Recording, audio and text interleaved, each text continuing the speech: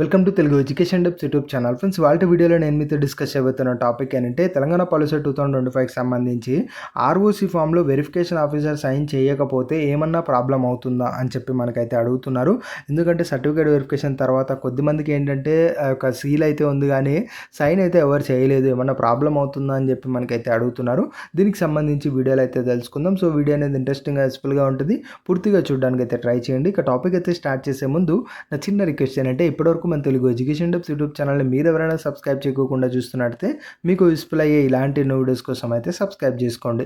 Friends, ఇక టాపిక్లోకి వచ్చేసినట్టయితే మెయిన్గా తెలంగాణ పాలసీ 2025కి సంబంధించి ఏదైతే సర్టిఫికేట్ వెరిఫికేషన్ అయిపోయిన తర్వాత ఆర్ఓసీ ఫామ్ ఇస్తారో, అంటే మనకు రిసిప్ట్స్ ఆఫ్ సర్టిఫికేట్స్ అనే ఆర్ఓసీ ఫామ్ ఏదైతే ఇస్తారో ఈ ఫామ్ చూడడానికి ఎలా ఉంటుంది అన్నది కూడా ఆల్రెడీ మనం డెమో వీడియోస్లో అయితే చూసేసాం. మరి ఈ ఫామ్ ఇచ్చినప్పుడు కింద క్లియర్గా మీరు గమనించినట్టయితే తెలంగాణకు సంబంధించి టీఎస్ పాలిసెట్ కన్వీనర్ అని చెప్పి ఒక సీల్ అయితే మనకు వేసి అయితే ఉంటారు. ఆ సీల్ దగ్గర మనకు సిగ్నేచర్ అయితే లేదు. మరి ప్రాబ్లం ఏమన్నా అవుతుందా అంటే 100% ఎలాంటి ప్రాబ్లం కూడా ఉండదు. మీరు దీని గురించి వరి అవ్వాల్సిందే నీడ్ లేదు. ఎందుకు అంటే ఇప్పుడు మీరు గుర్తుపెట్టుకోండి, మీకు కౌన్సిలింగ్ అయిపోయింది, మీకు లాగిన్ ఐడి కూడా మెసేజ్ వచ్చేసింది, మీకు ఆర్ఓసీ ఫామ్లో సైన్ అనేది లేదు. సో దాన్ని కొంచెం పక్కన పెడితే నెక్స్ట్ ఏం జరుగుతుంది, మీరు వెబ్ ఆప్షన్స్ ఇస్తారు, మీకు సీట్ అలాట్ అవుతుంది.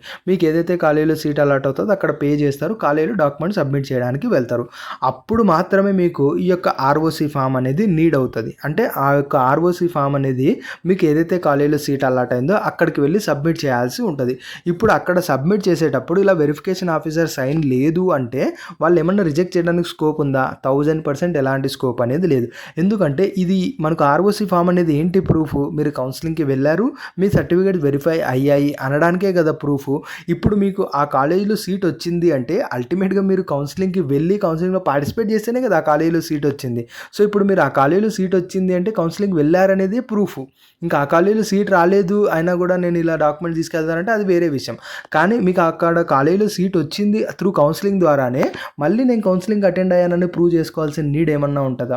ఎట్టి పరిస్థితిలో నీడ్ ఉండదు. సో కాబట్టి ఇలా సిగ్నేచర్ లేకపోయినా కూడా మీకు ఎలాంటి ప్రాబ్లం కూడా ఉండదు. దాని గురించి టెన్షన్ పడాల్సిన నీడే లేదు. సో కాబట్టి ఫర్దర్గా కాలేజ్ ఈవెంట్ అలాట్ అయిన తర్వాత అందులో ఈ డాక్యుమెంట్స్, ఈ సర్టిఫికేట్స్ అన్నీ ఇచ్చేస్తే వాళ్ళైతే తీసుకుంటారు. ఇంకా అంతకుమించి ఏది కూడా ఇంపార్టెన్స్గా అయితే ఏముండదు. సో కాబట్టి సీల్ లేదని సీల్ అయితే ఉండాలి, సైన్ లేదని మాత్రం మీరు డెఫినెట్గా బాధపడాల్సిన నీడ్ అయితే ఏం లేదు. ఇది ఫ్రెండ్స్ మెయిన్గా వీడియోలో తెలుసుకున్నది. వీడియో నచ్చినట్లయితే లైక్ చేయండి. మరి ముఖ్యంగా మన Telugu education depths YouTube channel మీరు ఎవరైనా సబ్స్క్రైబ్ చేయకుండా చూస్తున్నట్టే మీకు యూస్ఫుల్ అయ్యే ఇలాంటి వీడియోస్ కోసం అయితే సబ్స్క్రైబ్ చేసుకోండి.